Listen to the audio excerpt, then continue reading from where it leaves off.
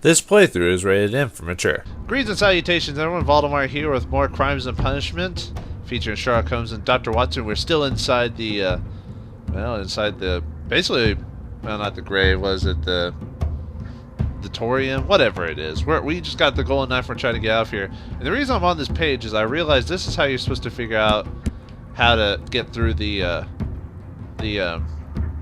place. Like, obviously, trial and error, there's like really no negative to doing that, but this little evidence thing right here basically tells you how to. I think isn't there a note somewhere? Ah, here we go. See, this shows you how to get through it. See all the symbols there? Well, there you go. It basically shows you which ways you can go to get to the top. So, for those who might have pointed it out, I figured it out eventually. Although it'll be too late by the time I actually mention this. All right, let's get out of here. Let's open this up and get out of here. Yeah, I know I could have left in the last episode, but I thought I'd leave it. I'd leave it. Ooh. But now we have to decide who to send to jail with all of our. Actually, where is this going to take us? Is it going to take us to Scotland Yard? Because I don't know. It just says I can exit it.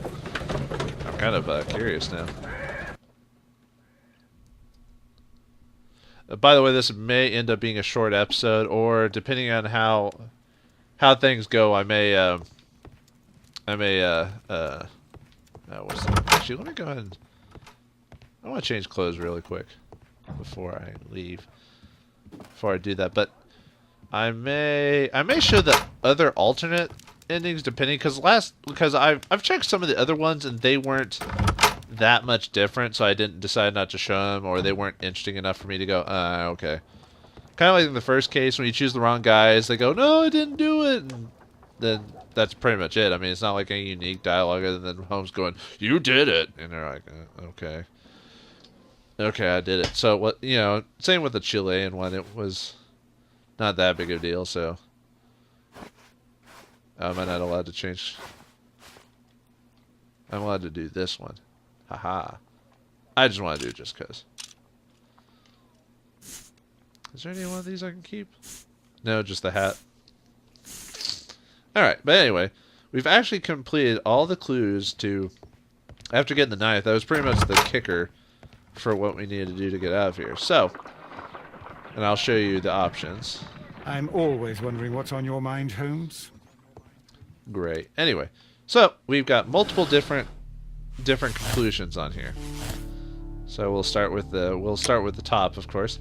All right. Now, because the fact that there are two possible ways of committing the crime, there's the ice knife and silver knife, which means all three suspects have an ice knife and silver knife option on here. Garrows, which we'll click that and I'll show you what the description is, at least just for what it is. Ice or not, silver or ice is basically the same thing. I guess if you want a perfect end, you can decide which one actually did do it, like in terms of like what weapon I mean. But anyway, I'll show you the conclusion here. Silver knife, basically for the ice knife, you can just switch out silver with ice. It's the same thing. Alright, so if Garrows did it, he killed Sir Rodney in a fit of obsession due to his intense nervous state. The only way to ease his suffering was to perform a ritual killing. He used a silver reproduction of the ice golden knife of Mithras, or ice, depending. And you can either condemn him, send him to the asylum. He is a psychopath. He will be unable to determine his actions were deliberately manipulative or due to genuine illness. He needs to be put away for life. Or absolve him, send him to a sanatorium for appropriate treatment. He cannot be held responsible for his crimes, as he was under the strong psychotropic effects of St. John's wort. He may be cured. So that's one conclusion you can do. And then there's Blinkhorn. And I'll show you that one. I'll read that out for you. Blinkhorn, ice knife or silver knife. He killed Sir Rodney to avenge and abuse of power. The death would be his financial benefit and would allow him to emerge as a luminary in the field. He used an ice-made reproduction of the golden knife of Mithras.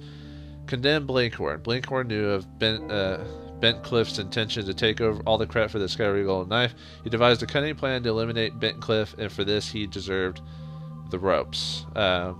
Absolve him. He devoted his life to discovering the golden knife, and the credit was about to be stolen by Bentcliffe. If he had been given the opportunity to claim ownership of the discovery, he would not have killed him. So that's the other one. And finally, our resident rich a-hole. here, Mr. Pitkin, he killed Sir Rodney to conceal their discovery, the only way to save the Roman baths from the upcoming excavations. He intended to start his own business. He used a silver reproduction of the golden knife of Mithras. Condemned Pitkin. Pitkin was humiliated by Sir Rodney and so devised a plan to first eliminate him and then open up the baths for business. He believed that the mystery of the murder would attract the people or absolve him. Pitkin was the legitimate owner of the baths, and Sir Rodney was about to take over the rights.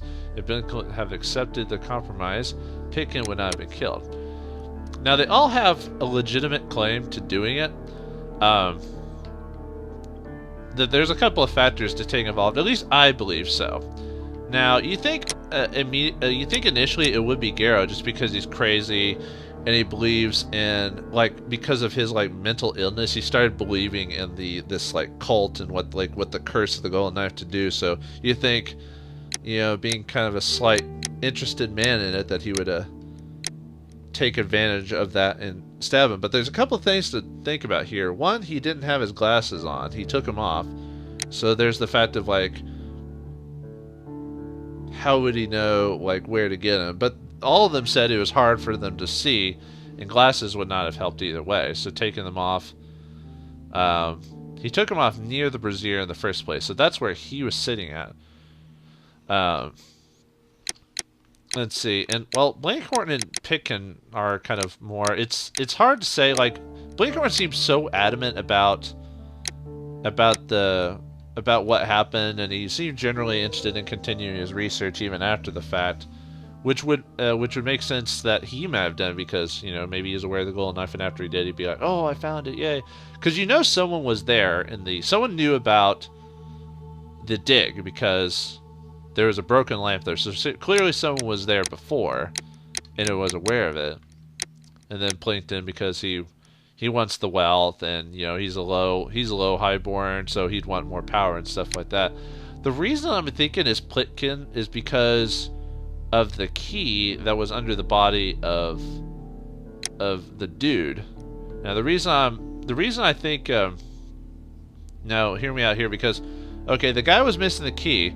Well, who else would know where the key was? Now, I know you probably shouldn't base all this on one thing, but Plitkin, being the boss, would probably be the only one to know where the key was, and maybe he dropped the key when killing them, or maybe he placed it there, although I don't know why he would have placed it there, but the key was underneath the body in the first place. Now, I'm also thinking that the ice knife, though plausible, I don't think initially holds up because of just the moisture in the blood, and they say, oh, that's extra moisture. I'm like, but it's a steam room. I mean, it didn't really get turned off till after everything was said and done. So that's less likely. So I'm thinking it's the silver knife, mainly because of the lump of silver that was there in the thing. Otherwise, it doesn't explain the lump of silver that's melted there at all. Now, the only two people that would be similar to that would either be, you know, Garrow, because he mentioned something about the silver not being powerful enough, or Plitkin, because he was working with Rodney and knew a bit about the ceremony. So you think Blinkhorn would be obvious because of, like, he's very familiar with it, but I don't know. I'm thinking it's Plitkin with the silver knife. I think he's the one that did it. I'm sorry I had to spend like 9 minutes explaining my theories behind that. Like I said, the steam moisture like thing just seems to be just a red herring option. Like, it's not valid. The sad thing is all three of them do seem validated by that fact. But I think Plinkin, being like kind of one of those highborn type of guys, has more sense to keep doing it. Like, Blinkhorn, I think, just is so adamant about doing it in the first place, and he's lost. And, you know, and I don't think he'd do it just for that. And Garrow's too crazy that he would probably consider it, but he's just too muffled. And he said he wasn't feeling good in the thing. So I'm going with Plitkin. Now, now I'll just show both. Hopefully they're completely different endings and not the same as before. But I'll go with condemning Pitkin in the first place and see if that is. So here we go, folks. Let's end this case.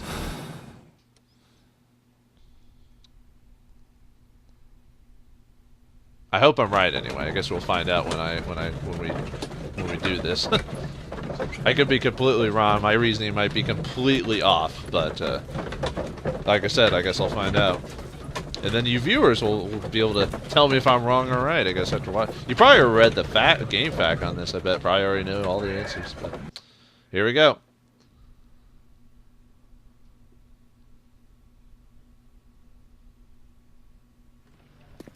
Why did you bring me here? I saw that you released the others. Sir Gregory, I would ask that you listen carefully to what I'm intending to reveal to Inspector Lestrade. You murdered Sir Rodney Bentcliffe in cold blood, and you did it for money. What? No, that's not true. I am afraid that it is. The ingenious ghost weapon that you used only served to prove the premeditation. You're insane. It was a spectacular felony, one that intrigued the police and encouraged the press. Scandal is an excellent means of bringing the public's attention to your baths. And eventually, of course, it brought me too. You have it all wrong. Well, I didn't expect you to possess much in the way of courage. May you be a fraction more inspired before you meet the hangman. Farewell, Sir Gregory. So that's the ending if we chose to take Pitkin. So let's try another one. Let's see if I truly chose wrong in my first option.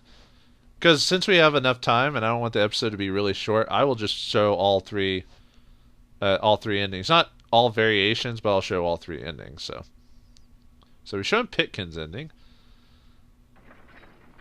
Now let's show Blinkhorn's ending. Let's see if that is right. Alright, let's do Blinkhorn. I still think it's the silver knife, either way. And luckily the game fixes all of it for me, so I don't have to do it all over again. So let's condemn Blinkhorn. I'll show you that ending.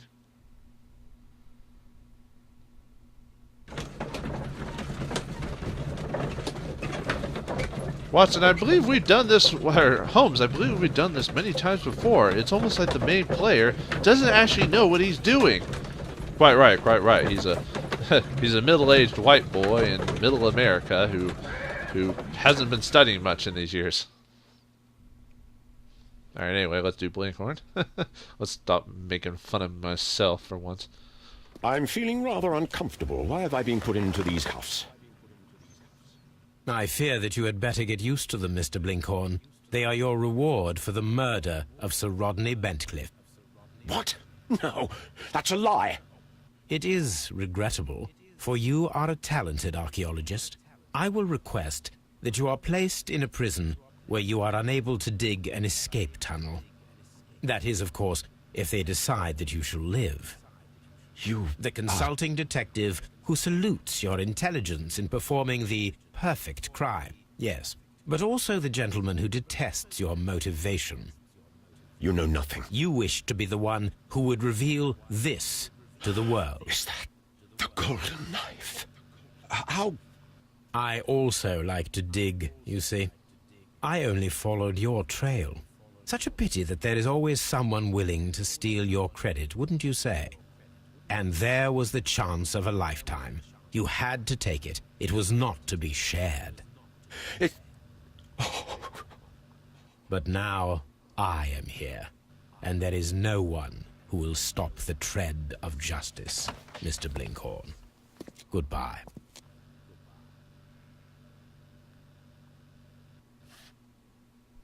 Mr. Blinkhorn seemed to have a very intimate look into... Oh, I guess I should have read the synopsis. Blinkhorn knew of Bentcliffe's intention to take all the credit for the discovery of the golden knife. He devised a cunning plan that would not only eliminate his rival, but would award him the fame of discovery. He melted silver coins to create a silver production of the golden knife of Mithras, murdered Bentcliffe, and threw the knife in the brazier. The rope is a fitting punishment. And let's finally choose the... choose the crazy man. Now, it sounds like, unfortunately from what you all are probably saying, it probably sounds like Blinkhorn did it because of the cutscene, and unfortunately, I'm probably inclined to agree with you. I was really strongly thinking Blinkhorn, and well, I guess my deductive skills are not as good as I thought. This is why I'm not a detective, folks. Even though I play all these adventure games and all this other stuff, and sometimes I make pretty good guesses, but Sometimes I'm just a silly fellow. So anyway, let's do Garrow with the silver knife, just to show you that ending. All right, let's go ahead and just condemn him, which is because, like I said, there's some minor, like the scene's the same, except what he says is different. All right, well, you know, like in conjunction, like he still says they did, but then he's like, I'm gonna have you, you know, whatever. I'm gonna try to get you out of it or something like that.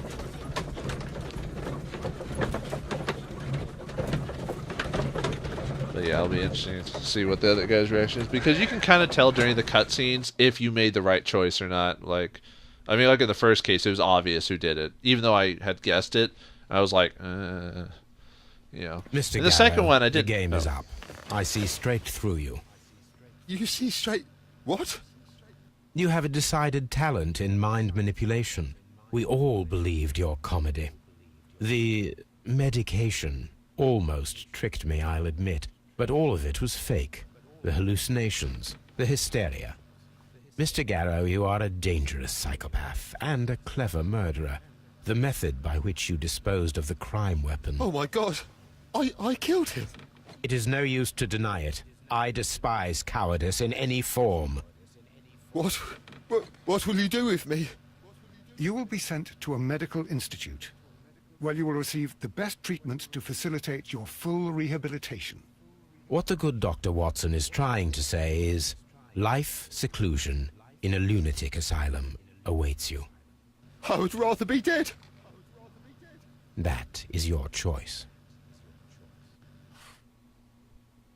See, it almost, like, the cutscene basically kind of sees that he didn't even realize he'd done it. So it's almost like, you know, that's one reason why I think he didn't do it. I originally thought he did, but let's see, Garrow killed Bentcliffe because of his mental state. He is either a psychopath or he's suffering from schizophrenia. The only way to ease his suffering was to perform a ritual killing. He melted silver coins to create a production of the golden knife and then threw it in the brazier. We are unable to determine if his actions were deliberately manipulative or due to genuine illness. He needs to be put away for life. Well, folks, whatever I decide, we see that we've seen the end of Bloodbath. So Sherlock Holmes is, either way, whatever choice I do, he solves the crime. So what'll I choose? Will I choose my original choice and go with my flaw that I'm not as good at deducting as I am, or will I change my mind like a good detective should when proper evidence has been absolved for him? But in the next episode, you'll find out when I read my letter. Thanks for watching. Hope you enjoyed, and I'll see you for Case 4 of Crimes and Punishment. Thanks for watching.